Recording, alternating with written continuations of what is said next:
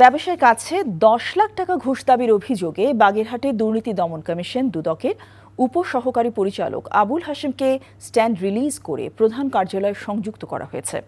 মঙ্গলবার দুদক পরিচালক তৌহিদুজ্জামান স্বাক্ষরিত আদেশে আবুল কাশেমকে দুদক প্রধান কার্যালয়ে সংযুক্ত করা হয়। দুদক জানায়, সম্প্রতি তিনি 10 লাখ টাকা ঘুষ চাওয়ায় প্রধান কার্যালয়ে একটি অভিযোগ দাখিল করেন বাগেরহাটের চিতলমারী উপজেলার এসআর ট্রেডার্সের মালিক শহীদুল ইসলাম সোহেল। আবুল হাশেমের সাথে ব্যবসায়ী সোহেলের টাকা লেনদেনের একটি কথোপকথন সামাজিক যোগাযোগ মাধ্যমে ছড়িয়ে পড়েছে। বান্ডেল থাকলে প্রতি সেনমানিতে টাকা বাঁচবে। বিকাশ সেনমানি বান্ডেল কিনে জিতুন প্রতি লেনদেনে।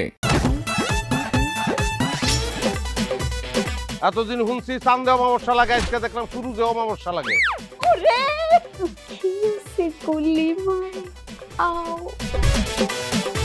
আপনার নামটা? আমার নাম লাবণ্য। এটা ধরেন। এইটা কি?